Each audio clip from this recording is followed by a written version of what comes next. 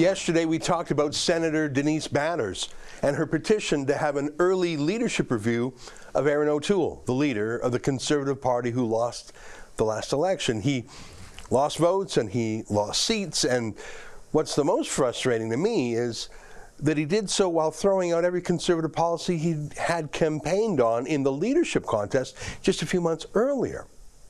He literally signed a written promise not to raise taxes, including the carbon tax.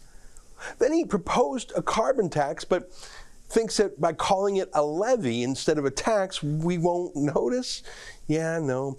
You know, if you literally type the word levy into any online dictionary, they give you the definition, a tax. He also said he'd defund the CBC. That was a lie. He abandoned it after he won the leadership. He said he'd fight against cancel culture.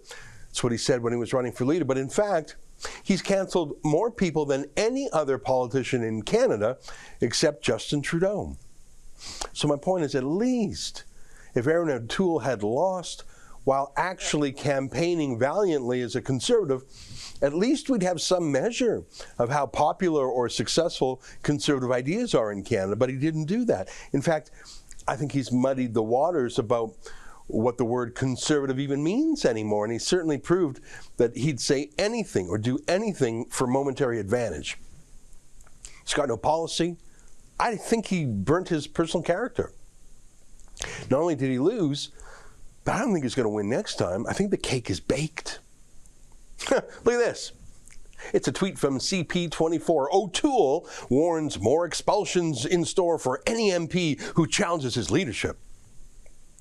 The beatings will continue until morale improves. I don't think that usually works. See, the thing is, in our system in Canada, you win the right to be Prime Minister by having the most MPs. So promising to throw out any MPs from your caucus who aren't 100% obedient to you, now, I'm sure that is scary for some MPs. I mean, you work for a guy like that, he could end your political career, especially when he says you must absolutely support his policy about faces. You got to support him in the flip and the flop, and if you're not, you'll be fired. I mean, seriously, imagine being a cowardly Alberta Conservative MP and agreeing to simply parrot his pro-carbon tax line and just swallowing it. You've opposed the carbon tax for a generation.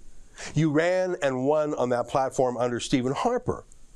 Erin O'Toole himself did as a cabinet member under Harper. But now Erin O'Toole thinks in some weird 3D chess game that he's going to win election by being pro-carbon tax. But then he put that question to the party at their policy conference, and they voted against it. They voted against the carbon tax, and he simply said he didn't care. He didn't care. He was going to ignore them. I mean, imagine calling that man your great leader and being obedient to him and just saying how much you love him in the carbon tax. Look, I am not calling for a civil war in the Conservative Party, but when a leader loses an election, you have a gut check moment. You check your course. And that's not asking just the terrified members of his own caucus if they will do some compelled, showy act of loyalty to him. By a gut check, I don't mean asking his shadow cabinet if they like him. He just appointed them to that.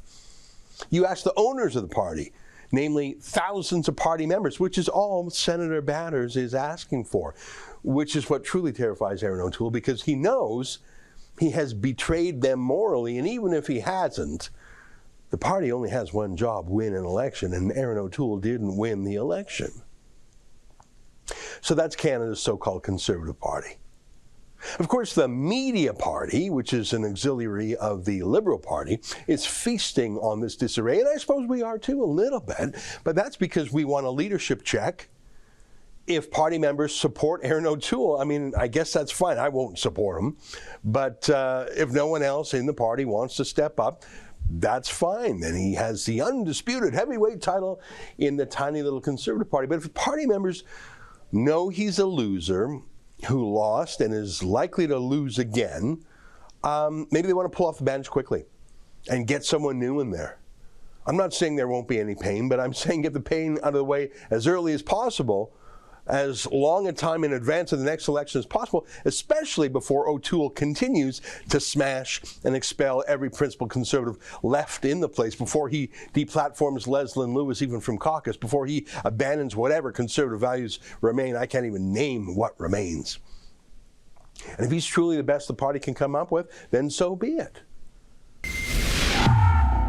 That's an excerpt from my daily show, the Ezra Levant Show. Every day I do a monologue on the news of the day, then I interview an interesting guest, and then I read my hate mail. You gotta subscribe.